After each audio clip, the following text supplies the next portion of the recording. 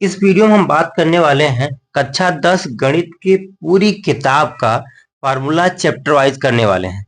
पूरी किताब का फार्मूला चैप्टर वाइज हम पढ़ेंगे और उसे याद करेंगे, समझेंगे किस सवाल पर कैसे अप्लाई करना है। ठीक है, पहले पूरी किताब का फार्मूला हम लिखवा देते हैं। आप इसको 2 से 3 बार इस वीडियो को देख के याद कर लीजिएगा। एग्जाम के पहले, एग्जाम देने जा रहे हैं आप, तो ये फार्मूले आपके ब्रह्मास्त्र की तरह आपको काम करेंगे। अगर आपको फार्मूले याद होंगे तभी आप सवाल को कर पाएंगे।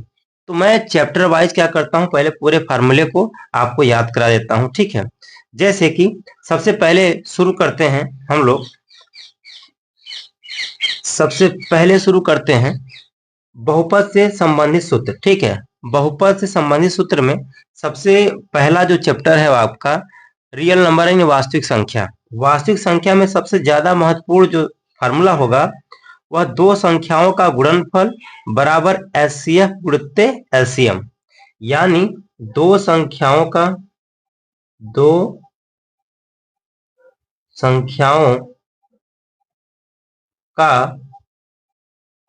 गुणनफल, ठीक है, जो बराबर होगा उन संख्याओं के एचसीएफ के, यानी अगर ए और बी दो संख्याएं हैं तो उन संख्याओं के एचसीएफ के और गुणित्ते उन्हीं संख्याओं के एलसीएम के, उन्हीं संख्याओं के एलसीएम के बराबर होगा। तो यह फार्मूला आपका पहला फार्मूला है जो सबसे ज्यादा उपयोगी होगा। बाकी दूसरा जो फार्मूला है वो है आपका भाज्य बराबर भाजक गुणित्ते भागफल प्लस शेषफल। ठीक है, तो लेकिन सबसे जो उपयोगी होगा, जो आपको एग्जाम में देखने को मिलेगा, वो यही फार्मूला होगा, दो संख्याओं का गुणनफल बराबर एचसीएफ दोनों संख्याओं का गुणित्ते एलसीएम दोनों संख्याओं का। ठीक है, अब चलते हैं अगले फार्मूले पर।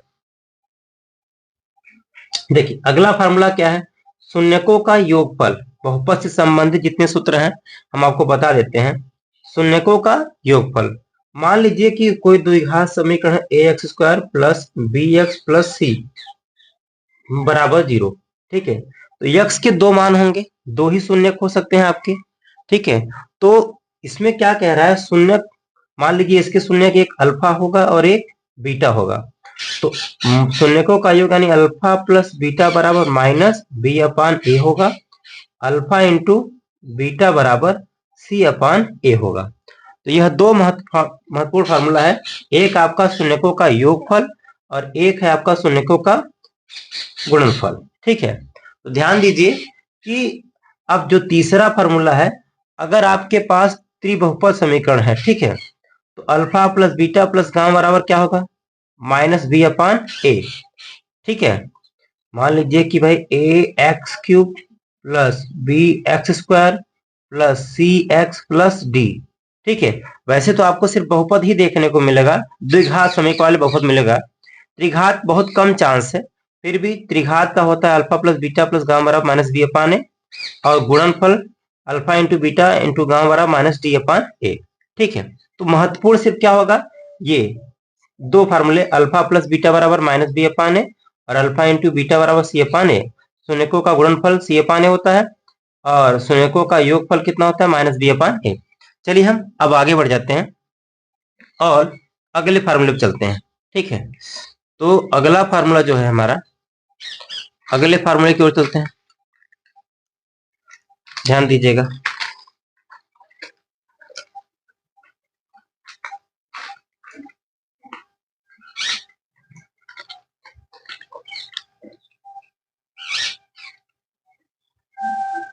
चलिए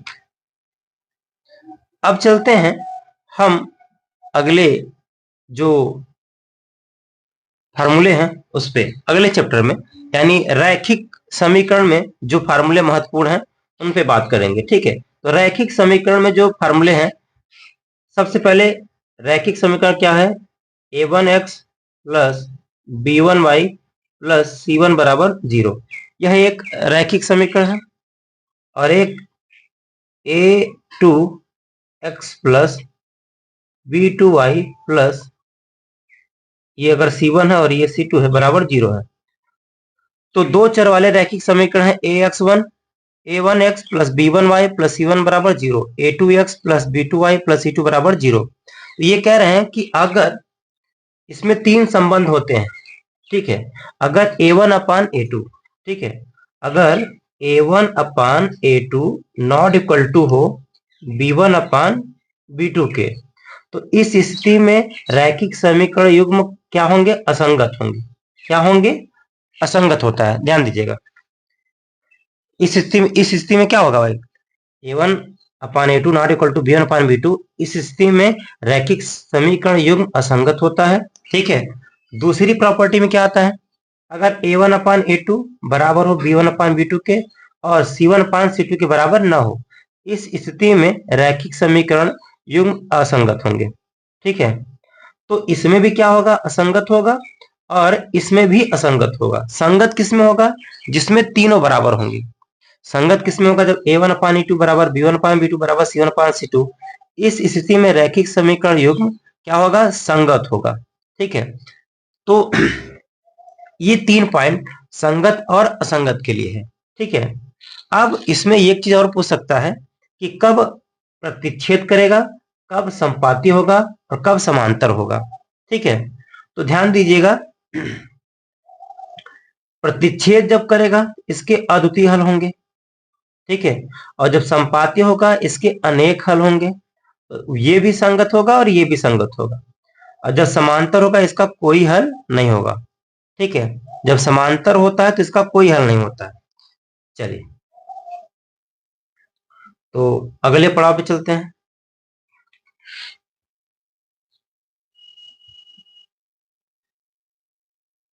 जब दो रेखा आपको दिया रहेगा और दो चर वाले रैखिक समीकरण a1x plus b1y plus c1 बराबर 0 और a2x plus b2y plus c2 बराबर 0, अगर आपको दो चर वाले रैखिक समीकरण दिए हैं, इसमें पूछ सकता है कि कौन दोनों रेखाएं कब प्रतिच्छेदित होंगी, ठीक है। ध्यान दीजिएगा, कब प्रतिच्छेदित होंगी, कब संपाती होंगी और कब समांतर होंगी। ये तीन बातें पूछता है, ठीक है। तो जब, ध्यान दीजिएगा, a1 upon a2 not equal to हो b1 अपान b2 के, तो रेखा क्या होगी? प्रतिच्छेदित करेगी। रेखा क्या करेगी?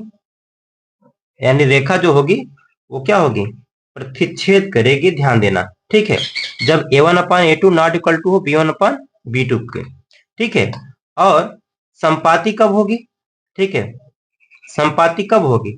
जब a1 अपान a2, जब a1 अपान a2 बराबर हो जाए b1 अपान b2 बराबर हो जाए c1 अपान c2 के, तो रेखा क्या होगी भाई? संपाती होगी। रेखा क्या होगी? संपाती होगी, ठीक है। और जब ये कंडीशन हो, ये तीसरा वाला कंडीशन होगा, a1 upon a2 not equal to हो b1 upon b2 not equal to c1 upon c2, तो इस स्थिति में रेखा का समीकरण युग्म असंगत होगा, ठीक है। और क्या होगा? समांतर भी होगा। क्या होगा भाई? समांतर होगा। ध्यान दीजिएगा, समांतर होगा कब? जब a1 अपान a2 बराबर हो b1 upon b2 not equal to हो c1 अपान c2, तो रेखा समांतर होगी और असंगत होगा। असंगत यानी कोई भी मान नहीं निकलेगा, ठीक है। प्रतिच्छेद करने का मतलब यह है कि जब रेखा एक दूसरे को कट करे, ठीक है। और संपाती होने का नहीं, एक रेखा जब दूसरी रेखा के ऊपर से ही जाए तब क्या होगा? वह संपाती होगा, ठीक है। ध्यान दीजिएगा। अच्छा, अब क्या करना है आपको? अब आगे ध्यान दीजिए।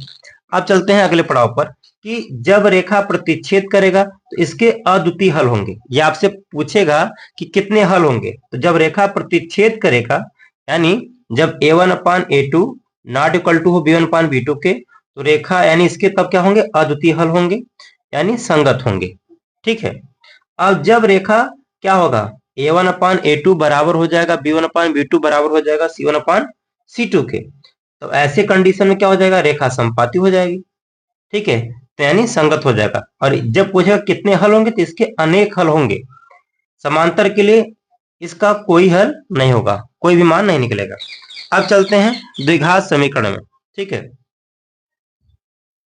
अब ध्यान दीजिए कि जब आपके पास कोई भी बहुपद होगा, ठीक है, A X square plus B X plus C बराबर 0, अगर आपके पास ये बहुपद है, ठीक है, तो उसका जो विविक्तर है यानी डी, तो डी किसके बराबर होगा? डी बराबर होगा किसके? बी स्क्वायर माइनस 4ac के। तो डी स्क्वायर होगा किसके बराबर?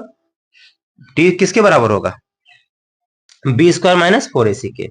जब डी जो है, ध्यान दीजिए, जब D B square minus 4ac जो है 0 के बराबर हो तो मूल क्या होंगे? वास्तविक होंगे एवं समान। मूल कैसे होंगे? वास्तविक होंगे और समान होंगे। ठीक है, अब चल, मूल वास्तविक एवं असमान हो तो विविक्तर जो होगा बी स्क्वायर माइनस 4ac वह क्या होगा? 0 से बड़ा होगा, वह 0 से बड़ा होगा। जब मूल अवास्तविक हो यानी काल्पनिक होंगे तब हमारा क्या होगा? बी स्क्वायर माइनस 4ac 0 से छोटा आएगा, ध्यान दीजिएगा। ठीक है, अब चलते हैं अगले चैप्टर में, समांतर श्रेणी में। समांतर श्रेणी में सार्वंतर कैसे निकलता है यानी डी। डी कैसे निकलता है? दूसरे पद को पहले पद से अगर घटा दिया जाए तो क्या निकल के आएगा? दूसरे पद को पहले पद से अगर घटाया जाएगा तो वह निकल के आएगा सर्वांतर। एन, यनवा पद क्या होता है? A plus N minus 1 into D. दूसरा, यन पदों का योगफल क्या होता है? यन पदों का योगफल एन बराबर n by two 2a plus N minus 1 into D. ठीक है, और यन पदों का योगफल एक फॉर्मूला ये भी होता है जब आपको लास्ट पद पता होगा, N by two L plus A. ठीक है, चलिए अब चलते हैं अगले निर्देशांक ज्यामिति में। ठीक है, समांतर श्रेणी में बस यही एक फार्मूला, ये और ये अगर आपको पता है तो समांतर श्रेणी आपका खत्म हो जाएगा। ठीक है, अब चलते हैं अगले कॉन्सेप्ट पे। निर्देशांक ज्यामिति में क्या है? सबसे महत्वपूर्ण दूरी का फार्मूला होता है, रूट में x2 माइनस x1 का whole square plus y2 minus y1 का होल स्क्वायर। ठीक है, फिर मूल बिंदु से दूरी, अगर मूल बिंदु से दूरी पूछेगा यानी जो हमारा ये मूल बिंदु होता है 0, और एक बिंदु यहाँ हो, मान लीजिए x2 और y2 है, तो हमारा ये x2 माइनस 0 करेंगे तो x2 ही आएगा। कुल मिलाकर हम ये कह सकते हैं x2 का होल स्क्वायर प्लस y2 का होल स्क्वायर, सिंपल। ठीक है, आगे चलते हैं। अगला है कि मध्य बिंदु का निर्देशांक क्या होता है? x1 प्लस x2 अपान 2। ठीक है, और y1 प्लस y2 बटे क्या? अपान 2। यानी ये हमारा क्या हो जाएगा? x का, और ये हो जाएगा हमारा y का। ठीक, एक ये है कि विभाजन सूत्र। ठीक है, कि जब दो रेखा होगी, एक रेखा है और कोई बिंदु इसको क्या करेगी? विभाजित करेगी, यानी x कामा y हो जाए, ये x1 y1 हो जाए और ये x2 y2 हो जाए, और यहाँ से लेकर यहाँ तक की दूरी m हो जाए, और यहाँ से लेकर यहाँ m1 हो जाए, यहाँ से यहाँ तक क्या हो जाएगा? m2 हो जाए। तो विभाजन सूत्र यानी जो बिंदु है, यह बिंदु विभाजित कर रहा है ना इस रेखा को, तो इसका सूत्र है m1 x2 plus m2 x1 बटे m1 प्लस m2। ठीक है, और y वाला होता है m1 y2 plus m2 y1 बटे m1 प्लस m2। ठीक है, चलिए अब चलते हैं अगले पड़ाव पर, त्रिकोणमिति सूत्र पर। ठीक है, अगला चैप्टर हमारा त्रिकोणमिति चल रहा है। साइन थीटा बराबर क्या होता है? लंब बटे कर्ण। कास थीटा बराबर क्या होता है? आधार बटे कर्ण। टैन थीटा बराबर क्या होता है? लंब बटे आधार। ठीक है, काट थीटा बराबर क्या होता है? आधार बटे लंब। सेक थीटा बराबर होता है कर्ण बटे आधार। कोसेक थीटा बराबर क्या होता है? कर्ण बटे लंब। ठीक है, अब चलते हैं आगे। अगला जो फार्मूला है कि साइन 90 माइनस थीटा, आप एग्जाम में ध्यान दीजिएगा, कट पिट नहीं करिएगा, नहीं तो नंबर बहुत कटेगा। साइन 90 माइनस थीटा बराबर क्या होता है? Cos theta. ठीक है, कास 90 माइनस थीटा बराबर होता है साइन थीटा, और टैन 90 माइनस थीटा बराबर होता है काट थीटा। ठीक है, काट 90 माइनस थीटा होता है टैन थीटा के बराबर, और सेक 90 माइनस थीटा होता है कोसेक थीटा के बराबर, और कोसेक 90 माइनस थीटा बराबर होता है सेक थीटा के बराबर। ठीक है, अब चलते हैं इस अगले फार्मूले पर कि साइन स्क्वायर प्लस का स्क्वायर ए बराबर कितना होता है? 1। सबसे महत्वपूर्ण फार्मूला त्रिकोणमिति का। उसके बाद साइन स्क्वायर ए, यानी अगर हमारा का स्क्वायर उस तरफ जाएगा तो साइन स्क्वायर ए बराबर क्या हो जाएगा? 1 माइनस का स्क्वायर ए। ठीक है, और का स्क्वायर ए बराबर क्या हो जाएगा? साइन स्क्वायर उस तरफ जाएगा तो क्या हो जाएगा आपका? 1 माइनस साइन स्क्वायर ए। ठीक है, अब चलते हैं आगे। अगला है कि भाई सेक स्क्वायर ए बराबर 1 प्लस टेन स्क्वायर ए, और सेक स्क्वायर ए माइनस टेन स्क्वायर बराबर कितना हो जाएगा 1, और टेन स्क्वायर ए बराबर कितना हो जाएगा सेक स्क्वायर ए प्लस 1। ठीक है, चलिए अब ध्यान दीजिएगा। अब चलते हैं अगले फार्मूले पे चलते हैं कि कोसेक स्क्वायर ए बराबर 1 प्लस कार्ड स्क्वायर ए बराबर कोसेक स्क्वायर ए माइनस 1, और कार्ड स्क्वायर ए माइनस कोसेक स्क्वायर ए बराबर कितना हो जाएगा 1 हो जाएगा। ठीक है, अब चलते हैं अगले फार्मूले पर कि कोसेक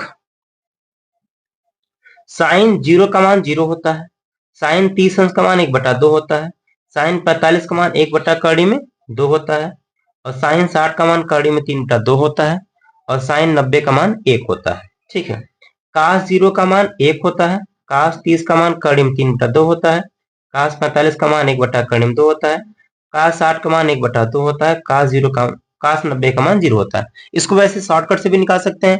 अगर आपको साइन काश का पता होगा तो टैन का निकल जाएगा, क्योंकि टैन थीटा बराबर क्या होता है साइन बटे काश। ठीक है, तो टैन 0 का मान 0, टैन 30 का मान 1/3। ठीक है, और टैन 45 का मान इन दोनों को डिवाइड कर देंगे तो कितना आ जाएगा 1, यानी टैन 45 का मान 1, और टैन 60 का मान इन दोनों को डिवाइड करेंगे तो कितना आएगा 2 2 से कैंसिल हो जाएगा, सिर्फ कड़ी में 3 बचेगा।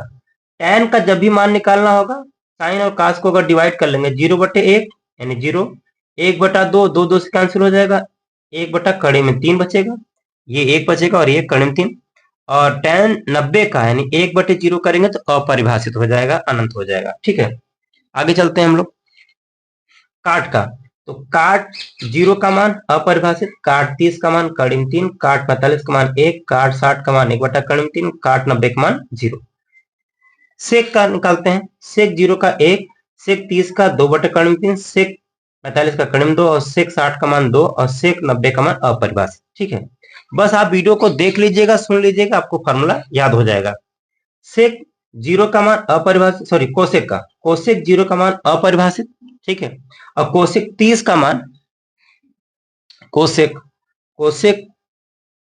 30 का मान 2, कोसेक 45 का मान कड़ी में 2, कोसेक 60 का मान 2/कड़ी में 3, और कोसेक 90 का मान 1 होता है। ठीक है, अब चलते हैं अगले चैप्टर की ओर। सॉरी, अभी कुछ बाकी है, जैसे कोसेक ए का मान 1/साइन होता है, सेक ए का मान 1/कास होता है, टैन ए का मान 1/कॉट होता है। साइन ए बराबर क्या होता है 1/कोसेक, कास ए बराबर 1/सेक ए, और कॉट ए बराबर 1/टैन ए। ध्यान दीजिए, अब ये हमारा जो है, एक मिनट, अब चलते हैं आगे। समकोण त्रिभुज एबीसी में जिसका कोण बी समकोण हो, तब ये फार्मूला क्या होता है साइन ए बराबर कोण ए का सम्मुख भुजा बटे कर्ण। ठीक है, तो इसको हम ऐसे सॉल्व कर लेते हैं, इसको आपको थोड़ा समझने में दिक्कत होगी तो हम आपको बता देते हैं कि अगर कोण बी, ये आपका कोण बी है, ये ए है और ये सी है, कोण बी आपका समकोण हो, इसके सामने वाली भुजा क्या हो जाएगी कर्ण हो जाएगी। ठीक है, तो मान लीजिए आपको साइन ए का मान निकालना है, ये आपका ए है, तो साइन ए बराबर क्या होगा, साइन ए बराबर क्या होता है लंब बटे कर्ण, तो कोण के सामने वाली भुजा लंब और ये कर्ण, तो ये तो बहुत इजी है, ये तो सबको पता है, कास का भी पता है और टैन का भी पता है।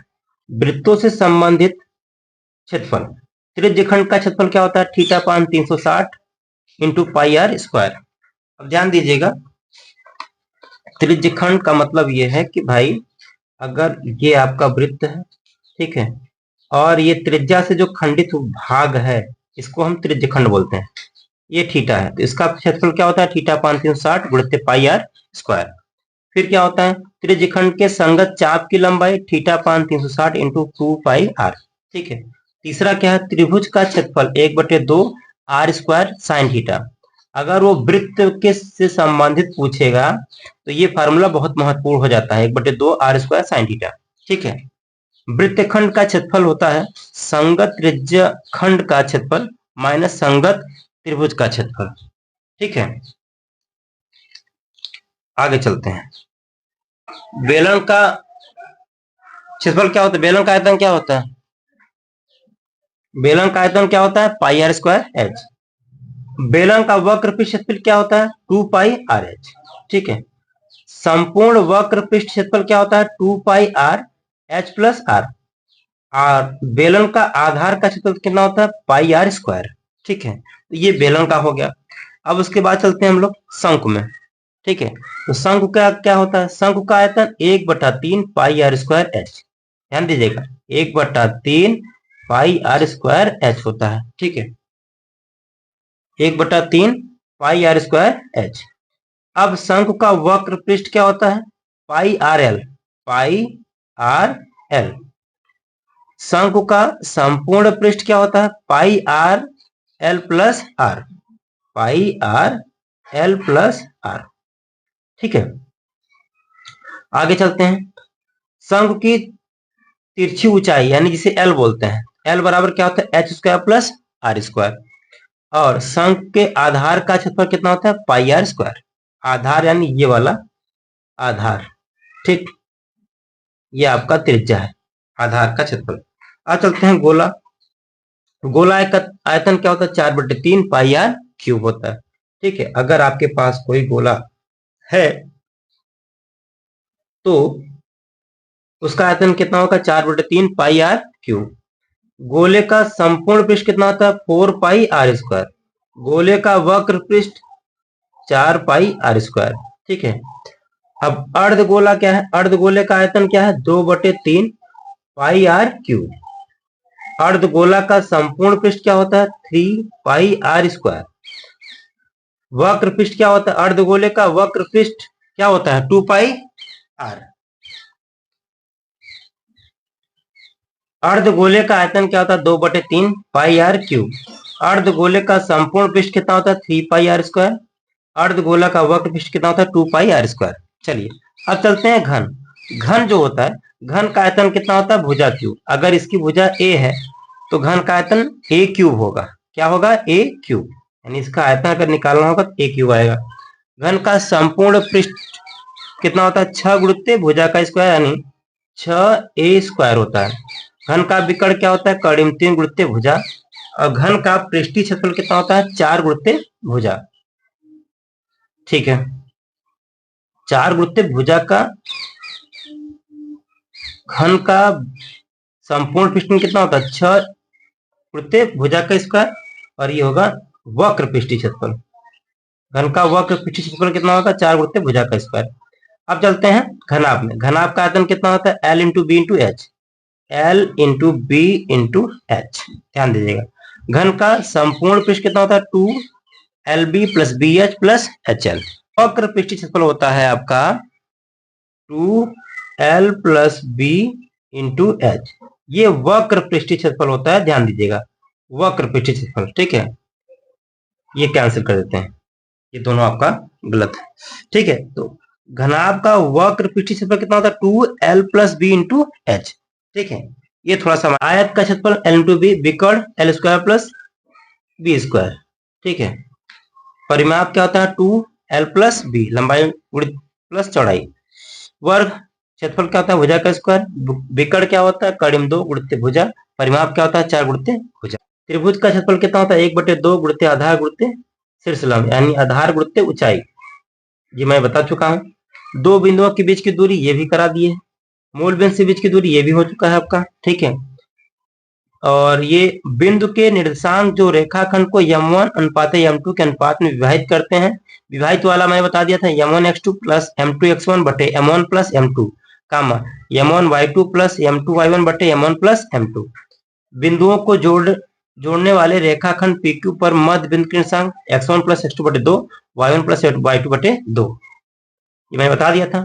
ठीक है, बिंदुओं से बनने वाले त्रिभुज का क्षेत्रफल 1/2 x1 y2 minus y3 plus x2 y3 minus y1 plus x3 y1 minus y2। ठीक है, सांख्यिकी। ठीक है, सांख्यिकी चलते हैं। बहुलक बराबर क्या होता है? 3 गुणित, ये है आपका 3 गुणित माध्यिका माइनस 2 गुणित माध्य, ये आपका 2 है। ठीक है, बहुलक क्या होता है? बहुलक बराबर 3 फार्मूले हैं। अगर आपको माध्यिका माध्य पता है तो बहुलक का फार्मूला क्या निकालेंगे, 3 गुणित माध्यिका माइनस 2 गुणित माध्य, इससे बहुलक निकल जाएगा डायरेक्ट। और बहुलक के एक फार्मूला ये है कि जब ये न दिया हो, न माध्यिका न माध्य, L plus F1 minus F0 अपान 2F1 minus F0 minus F2 into H। ठीक है, माध्यक क्या होता है, L प्लस N बाई 2 पद माइनस CF यानी संचयी बारंबारता अपान F इंटू H। ठीक है, जहां आपका CF क्या है, संचयी बारंबारता है। अगर आप इतना याद कर लेते हैं तो पूरी किताब का फार्मूला मैंने कंप्लीट करा दिया है। अगर इतना आप तैयार कर लेते हैं तो बोर्ड एग्जाम में इससे बाहर आपसे सवाल नहीं पूछेगा। इन फार्मूलों के अंदर ही आपके बोर्ड एग्जाम में सवाल दिखेंगे और आप 100 में से 100 नंबर ला सकते हैं। अगर इस फार्मूला तैयार है और इसे अप्लाई करना अगर आपको आता है तो आप पूरा का पूरा कर ले जाएंगे, इस बात की पूरी गारंटी है। ठीक है, तो इस पेपर को लिखने में सबसे अहम योगदान राज का था, ठीक है, और राहुल का था।